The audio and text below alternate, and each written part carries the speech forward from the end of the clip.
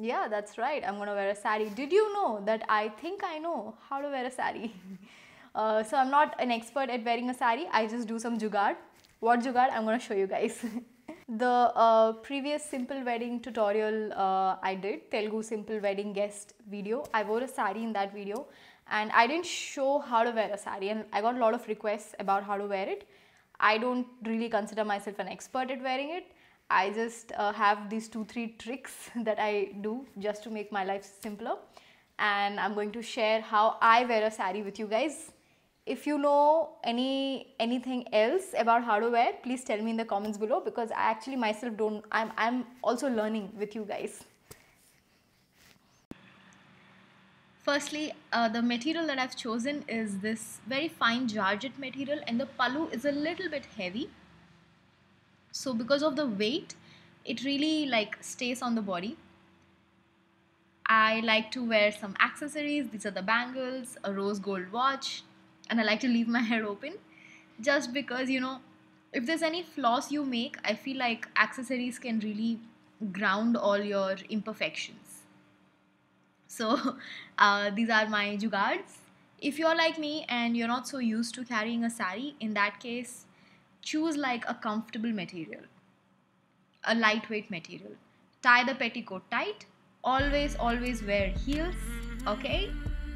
Before you start draping, always wear heels or your flats or whatever footwear you're going to be wearing. Make sure that you are getting the below level of the sari even. Okay, so this is what my mom always tells me. You have to drape it at the petticoat, but your sight has to be at your feet where the level is at. So stand in front of a full length mirror if you feel like you need some extra help with this. I'm just like roughly putting the pleats so that I can have an idea about the length of the pallu. Pleats is something I revisit 2 to 3 times because I don't get them right the first time itself. We're going to revisit it. We're going to come back to this. Now we are going to check the length of the pallu.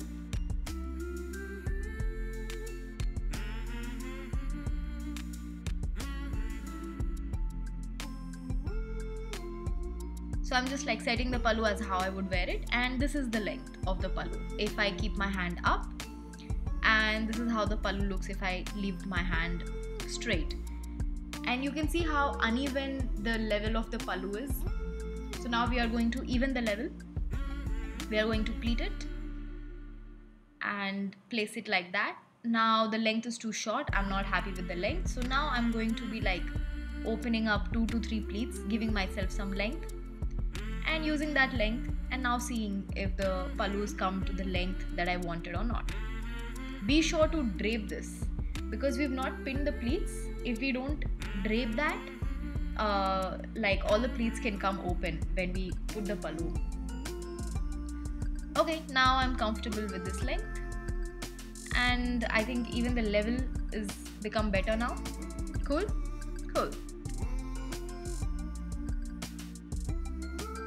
The little bit of cloth that we draped earlier, we opened that up, and I am placing it a little in downward direction, if you just noticed what I did there, and I'm pulling that on the other side. First we are going to secure these pleats.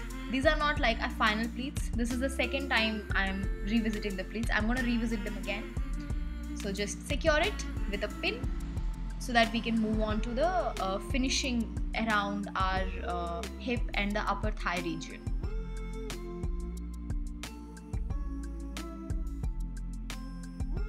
Drape those pleats inside, and this pleat that we left loose earlier, we are going to pull it out from the other side like so, and we are now going to pin it. Before we pin it, just set it on the other side however you want, because that side is the side of the sari that is going to be visible. Your leg here from this angle is going to be visible. From the other angle, the pallu is going to come and cover that side of the hip and the upper thigh. So just get an idea about what kind of placement you want, how you want it to look. Set all that finishing here, and then we pin. Now when we pin it, I am going to pin it to the petticoat. Notice how I'm not just pinning it to the saree. Some people just pin it to the saree. Because this saree is so thin, I am pinning it like 2 points to the petticoat, so that you know the stress is not on any one area of the cloth, so it doesn't like tear up. And just fold the left cloth like that and put the pleats, sorry, not the pleats, just put the pallu over your shoulder. And now take a look at how you want the pallu to be. Arrange it roughly. This is not the final thing because we are going to revisit the pleats at our waist 3rd time. So this is the jugaad I do. I revisit the pleats 3 times to get proper finishing. I'm just like arranging the pallu, arranging the work how I would like it to be. So something like this is what it's going to look like. I like to pull a little bit of cloth near my stomach so that there's space to move around.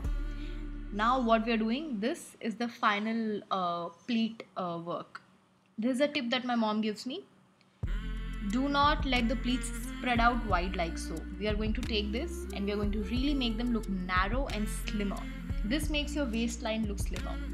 If you girls feel like whenever you put pleats, you're not able to put it neatly, it's making your tummy look a little bit bigger or your abdomen look a little bigger, maybe this is what you're getting wrong. Notice how the pleats were spread out, I just made them narrowed. And now I'm going to pin it. So this is something I do. I just like to arrange it at my thigh before I pin. And I like to arrange it at my knee also a little bit so that there's space for me to walk. Because you know, I don't like take little Chinese steps. I still walk the way I walk even in a saree. I pin it and I'm going to turn the pin upside down whenever I don't have a matching pin. Like that, I turn it upside down. So this is the final look. This is how the pleats came out, how the saree came out and everything. If you guys want to check out the hair and makeup of this, you guys can see part 1 and part 2. This is how it looks. Thank you so much for watching.